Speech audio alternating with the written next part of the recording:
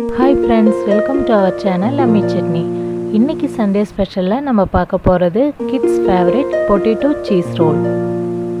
இந்த potato cheese roll kidsக்கு மட்டும் இல்ல நம்ம எல்லாருக்கும் பிடிச்சதா இருக்கும்.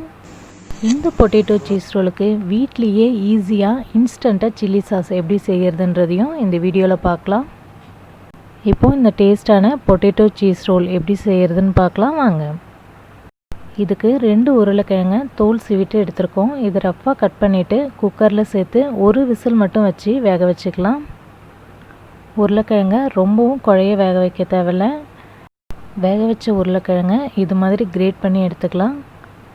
உருளைக்கிழங்க இது மாதிரி துருவுற பதத்துக்கு வேக வச்சுனா சரியாக இருக்கும். இப்போ இதில் கட் பண்ணி வச்சுருக்கிற வெங்காயத்தை சேர்த்துடலாம். காரத்துக்காக சின்ன சின்னதாக கட் பண்ணி வச்சுருந்தேன் 3 பச்சை மிளகாயை சேர்த்துருக்கோம். கொஞ்சமாக சில்லி ஃப்ளேக்ஸ் இல்லைனா வீட்டில் ரெடி பண்ண மிளகாய்த்தூள் சேர்த்துக்கலாம். கொஞ்சமாக பெப்பர் பவுடர் சேர்த்துருக்கோம். சால்ட் ரொம்பவும் கம்மியாக சேர்த்து மிக்ஸ் பண்ணிக்கலாம். ஏன்னா இதில் நம்ம சீஸ் வைக்க போகிறோம். சீஸில் உப்பு இருக்கும், அதனால் நம்ம உப்பு அதிகம் சேர்க்க தேவையில்லை. நம்ம இதில் வெங்காயம் சேர்த்துருக்கிறதுனால தண்ணி விடும், அதனால் 1 ஸ்பூன் அளவுக்கு மட்டும் கார்ன்ஃப்ளவர் சேர்த்து மிக்ஸ் பண்ணிக்கலாம். சப்போஸ் உருளைக்கிழங்கு அதிகமாக வெந்துடுச்சுன்னா அது கூட வெங்காயம் சேர்க்கும் போது இன்னும் தண்ணி ஆகிடும். அது மாதிரி டைமில் நம்ம கொஞ்சமாக பிரெட் க்ரம்பிள்ஸும் சேர்த்து நல்லா மிக்ஸ் பண்ணிக்கலாம். உருளைக்கிழங்கு ரெடி ஆகிடுச்சு. இப்போது இதில் வைக்கிறதுக்காக 2 சீஸ் வச்சுருக்கோம். இதை நீல வாக்கில் கட் பண்ணிக்கலாம். அப்போ தான் ரோலில் வைக்கிறதுக்கு சரியாக இருக்கும். நான் 4 பீசஸாக கட் பண்ணியிருக்கேன். சீஸ் அதிகம் சேர்க்க வேணான்றவங்க 5 பீசஸாக கூட கட் பண்ணிக்கலாம். இப்போ பொட்டேட்டோ சீஸ் ரோல் ரெடி பண்ணிடலாம். சீஸ் இதில் வைக்கும் போது வெளியில் தெரியாத அளவுக்கு கவர் பண்ணிடலாம். சீஸ் வெளியில் தெரிஞ்சதுன்னா எண்ணெயில் போடும்போது மெல்ட் ஆகி லீக் ஆகிடும், எண்ணெய் ஃபுல்லாக சீஸ் ஆகிடும். அதனால் இது மாதிரி தெரியாத அளவுக்கு நல்லா ரோல் பண்ணி எடுத்துக்கலாம். 2 உருளைக்கிழங்கு எடுத்துருந்தோம். இதுக்கு 9 ரோல் செய்ய முடிஞ்சுது. இப்போ ஒரு பிளேட்டில் 1 ஸ்பூன் அளவுக்கு கார்ன்ஃப்ளவர் சேர்த்து கொஞ்சமாக தண்ணி விட்டு கலந்து எடுத்து வச்சுக்கலாம்.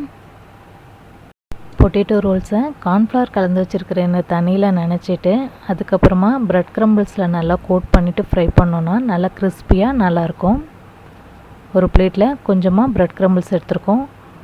ஒரு தடவையும் பொட்டேட்டோ ரோல் போடுறதுக்கு முன்னாடி கார்ன்ஃப்ளவர் தண்ணியை நல்லா கலந்து விட்டுக்கோங்க, ஏன்னா கார்ன்ஃப்ளவர் அடியில் போய் தங்கியிருக்கும். இப்போது பிரெட் க்ரம்பிள்ஸில் நல்லா கோட் பண்ணிவிட்டு உதிராமல் இருக்கிறதுக்காக கையால் இது மாதிரி நல்லா பிடிச்சி எடுத்து வச்சுக்கலாம். இது மாதிரியே எல்லா பொட்டேட்டோ ரோல்ஸையும் ரெடி பண்ணிக்கலாம். பொட்டேட்டோ ரோல்ஸ் ரெடி ஆகிடுச்சு. இப்போ இதை ஃப்ரை பண்ணிடலாம். ஃப்ளேமை மீடியமில் வச்சுட்டு ஃப்ரை பண்ணி எடுத்துக்கலாம். அப்போ தான் கலர் மாறாமல் கோல்டன் கலரில் அழகாக கிடைக்கும். பொட்டேட்டோ ரோல்ஸை ரொம்ப நேரம் எண்ணெயில் ஃப்ரை பண்ண தேவையில்லை. திருப்பி விட்டு கோல்டன் கலர் வந்ததுமே எடுத்துடலாம்.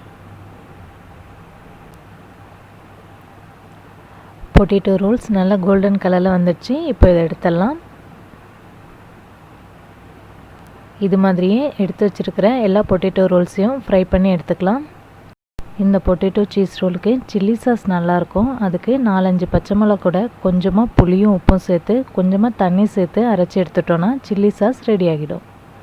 இன்றைக்கி சண்டே ஸ்பெஷலில் நம்ம பார்த்த இந்த பொட்டேட்டோ சீஸ் ரோலை நீங்களும் வீட்டில் செஞ்சு ஃபேமிலியோட என்ஜாய் பண்ணி சாப்பிடுங்க. மறக்காமல் உங்களோட கமெண்ட்ஸ் எங்களுக்கு அனுப்புங்க. தேங்க்யூ.